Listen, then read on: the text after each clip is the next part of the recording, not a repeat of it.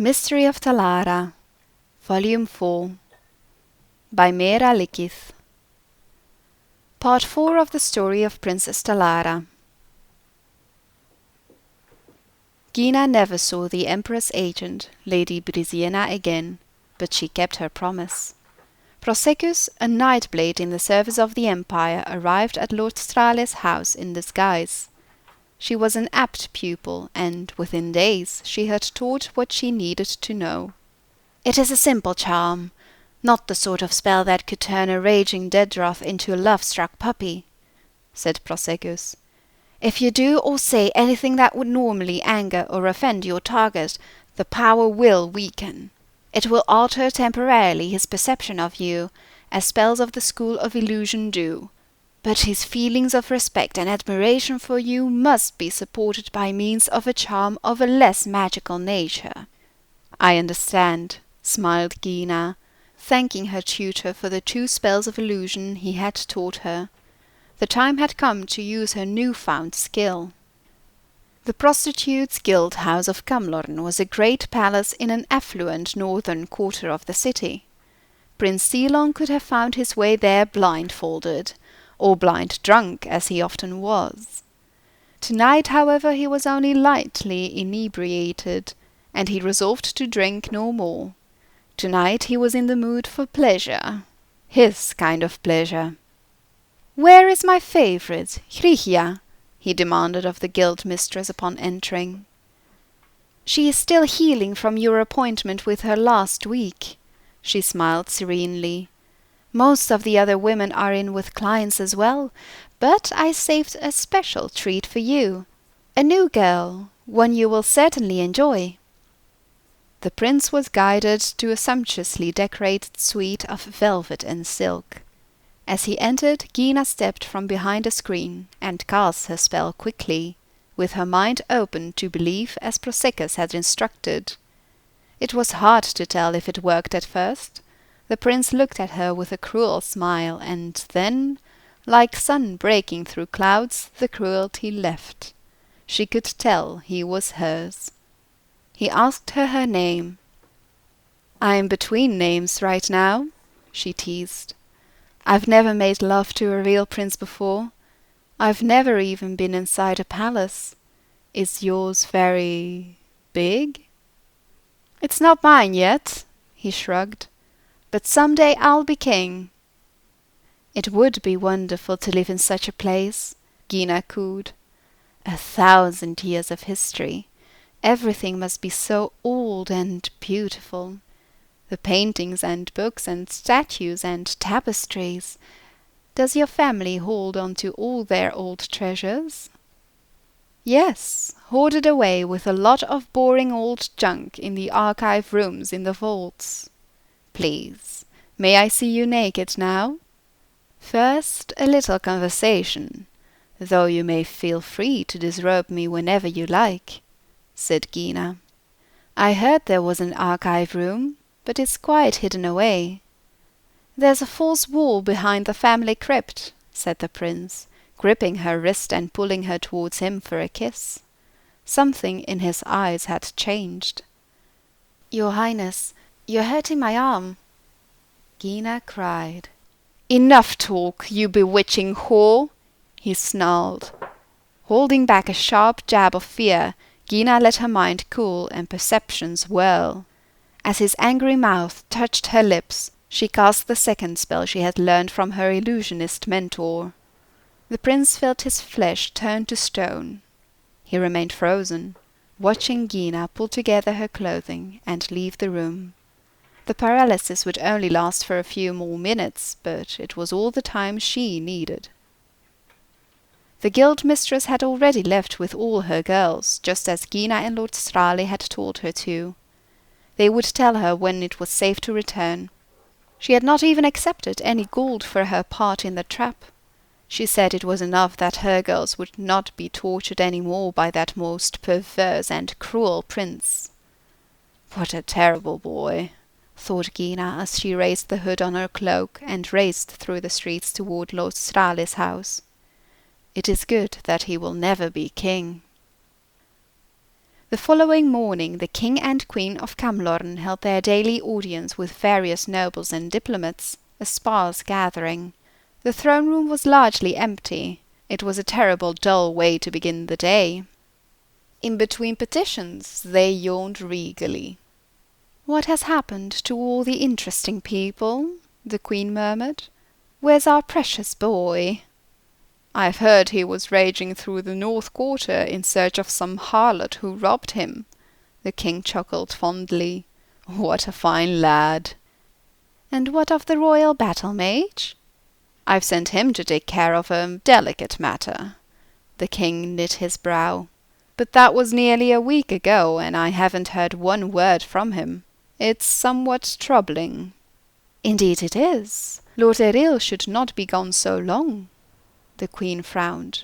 "What if a rogue sorcerer came and threatened us?" "Husband, don't laugh at me. That is why all the royal houses of High Rock keep their mage retainers close to their side, to protect their court from evil enchantments, like the one that our poor emperor suffered so recently." "At the hand of his own battle mage," chuckled the king. "Lord Eril would never betray you like that, and you well know it. He has been in your employ since you were Duke of Eloine. To even make that comparison between he and Jagartharn, really." The queen waved her hands dismissively. "It is that sort of lack of trust that is ruining kingdoms all over Tamriel. Now, Lord Strale tells me there's another man that's gone missing," mused the king. "The ambassador?" The queen shook her head. "No, he is here. He was desirous to visit the crypts and pay homage to your noble ancestors, so I directed him there. I can't think what's keeping him so long. He must be more pious than I thought." She was surprised to see the king rise up, alarmed. "Why didn't you tell me?" Before she had a chance to reply, the subject of their conversation was coming through the open door to the throne room. At his arm was a beautiful fair-haired woman in a stately gown of scarlet and gold, worthy of the highest nobility. The queen followed her startled husband's gaze, and was likewise amazed. "I had heard he was taken with one of the harlots from the flower festival, not a lady," she whispered. "Why, she looks remarkably like your daughter, the Lady Jyllia." "That she does," the king gasped. "Or her cousin, the Princess Talara." The nobles in the room also whispered among themselves. Though few had been at court 20 years ago, when the princess had disappeared, presumed murdered like the rest of the royal family, there were still a few elder statesmen who remembered. It was not only on the throne that the word Talara passed through the air like an enchantment. "Lord Strale, will you introduce us to your lady?" the queen asked with a polite smile. "In a moment, your highness, but I'm afraid I must first discuss pressing matters," Lord Strale replied with a bow. "Might I request a private audience?" The king looked at the imperial ambassador, trying to read into the man's expression. With a wave of his hand he dismissed the assembled and had the doors shut behind them. No one remained in the audience room but the king, the queen, the ambassador, a dozen royal guards, and the mysterious woman. The ambassador pulled from his pocket a sheaf of old yellowed parchment. "Your Highness, when you ascended the throne after your brother and his family were murdered, anything that seemed important, deeds and wills, were of course kept with the clerks and ministers. His entire incidental, unimportant personal correspondence was sent to the archive, which is standard protocol. This letter was among them." "What is this all about, sir?" the king boomed. "What does it say?" "Nothing about you, your majesty. In truth, at the time of your majesty's ascension, no one reading it could have understood its significance. It was a letter to the emperor the late king your brother was penning at the time of his assassination, concerning a thief who had once been a mage priest at the temple of Sethiete here in Camlorn.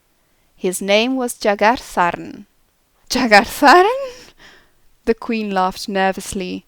Why, we were just talking about him.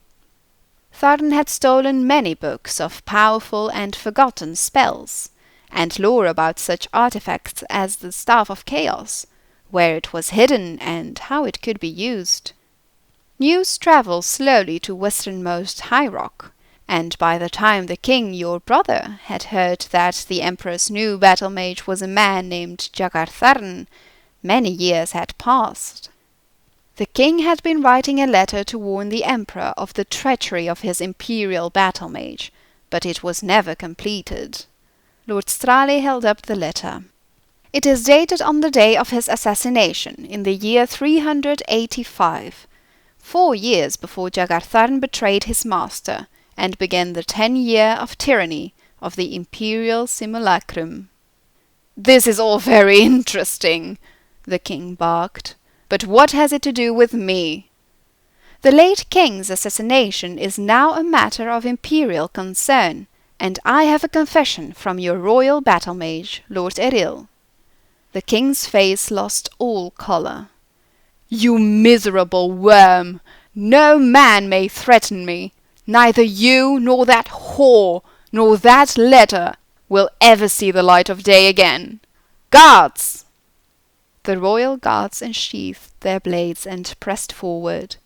As they did so, there was a sudden shimmering of light, and the room was filled with imperial knight blades led by Prosecus. They had been there for hours, lurking invisibly in the shadows. "In the name of his imperial majesty, Uriel Septim VII, I arrest you," said Strale. The doors were opened, and the king and queen were led out, heads bowed.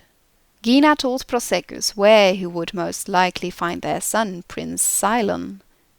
The courtiers and nobles who had been in the audience chamber stared at the strange solemn procession of their king and queen to their own royal prison. No one said a word. When at last a voice was heard, it startled all. The Lady Jyllia had arrived at court. "What is happening? Who dares to usurp the authority of the king and queen?" Lord Strale turned to Prosecus. "We would like to speak with the Lady Jyllia alone. You know what needs to be done." Prosecus nodded and had the doors to the throne room closed once again. The courtiers pressed against the wood, straining to hear everything. Though they could not say it, they wanted an explanation almost as much as her ladyship did.